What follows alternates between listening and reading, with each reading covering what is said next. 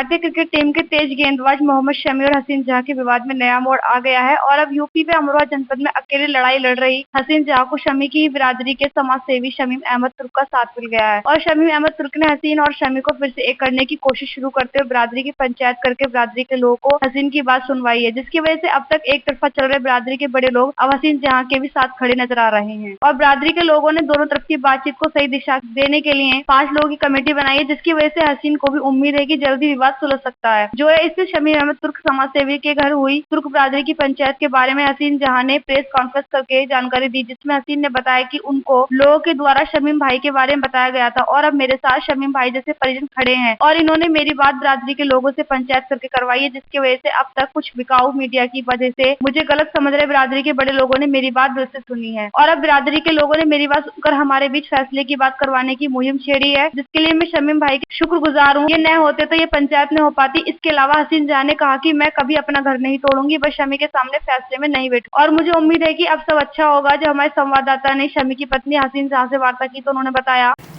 जी जैसे कि आप लोग जानते हैं कि मैं शमी अहमद के घर गई थी तो उसके घर वालों ने मेरा आने का सुनकर ताला मार दिया घर में और फरार हो गए सब। तो वहाँ पे फिर मुझे किसी का सपोर्ट नहीं मिला, कोई सहारा नहीं मिला। तो फिर मैं वहाँ गांव के प्रधान के पास गई तो गांव के प्रधान के वहाँ पे जब मैं पहुँची तो उनको भी डराया गया कि वो मुझे कोई सहारा ना दें या फिर वो उसके ऊपर कोई मुसीबत आ सकती है, इस तरह की बातें। तो उन्हें परेशान देखकर मैं वहाँ से जब आने लगी तो मुझे किसी ने बताया कि शमीम भैया के बारे में कि वो मतलब जानने वाले और मानने वाले हैं और वो बहुतों को इंसाफ दिला चुके हैं, तो उनके घर तुम जा सकती हो। तो ये सुन के मैं भैया के पास आई तो भैया से मेरी आलाप तो थी नहीं, जानकारी भी नहीं थी, तो भैया मुझे पहचान नहीं पाए। फिर मैंने अपना आइडेंटिटी उन्हें दिया, उन्हें बताया कि मैं कौन हूँ। फिर उन्हें मैंने सारे अपने जितने स्टोरी थे वो मैंने बताया कि इस तरह से मुझ पर इन लोगों ने सब ने मिलकर जो मेरे साथ किया और जो आज मैं रास्ते पे आकर खड़ी हो गई हूँ, मेरी छोटी सी बच्ची लेकर मैं इधर उधर भटक रही हूँ। सारी बातें जब मैंने भैया को बताया तो सबूत मैंने दिखाया, सारी बातों का हकीकत क्या है वो मैंने बताया। तो इन भैया थे और भैया के साथ और कुछ जने थे, इन लोगों का सोच मेरे लिए बहुत गलत था जिस तरह से बनाया गया था मीडिया के थ्रू, मतलब कुछ मीडिया के थ्रू। तो उसके बाद वो सोच उन लोगों की पलटी और उन्होंने मुझ पे यकीन किया। और हसीन जहां के साथ खड़े हुए समाज सेवी शमीम अहमद तुर्क ने कहा कि तुर्क बिरादरी के अलावा और बिरादरी के लोग भी इकट्ठे हुए थे जिन्होंने इनकी बात सुनी है और हम लोग दोनों को मिलाना चाहते हैं और हमें उम्मीद है कि जल्दी ही इनका विवाद निपट जाएगा। जब हमारे संवाददाता ने समाज सेवी शमीम अहमद तुर्क से वार्ता की तो उन्होंने बताया, इसमें सब तुर्क बिरादरी के भी नहीं तो और बिरादरी के लोग थे, सारे जिम्मेदार लोग थे। वो आए और मकसद भी यही था कि जो परेशानी हसीन जहां जी ने बताई थी, हम लोगों से आगे जो मशवरा अपनी बात जो उनके दर्द था या जो भी उनके पास सबूत थे वो उन्होंने दिखाए।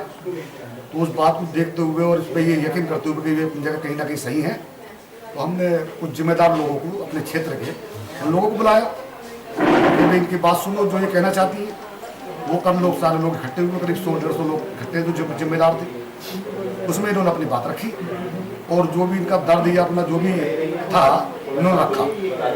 तो उन लोगों में ये तय पाया गया कि भाई ऐसा है कि जो दोनों सेलिब्रिटी हैं और दोनों का परिवार जुड़ने पे ही जोर दिया गया सारे लोगों ने। और हमने भी खास तौर से हसीन जहां से यही कहा कि हम आपका परिवार जोड़ने में साथ हैं, लेकिन और किसी चीज़ में हम मुद्दे को लेकर आपके साथ नहीं हैं। क्या लगता है कि क्या नहीं, उम्मीद है पूरी इंशाल्लाह ये दोनों का मेल मिलाप होगा, अब नहीं होगा कल होगा, इंशाल्लाह होगा। हमें पूरी उम्मीद है। जो रिपोर्ट हमारे पास आ रही है वो सारी पॉजिटिव।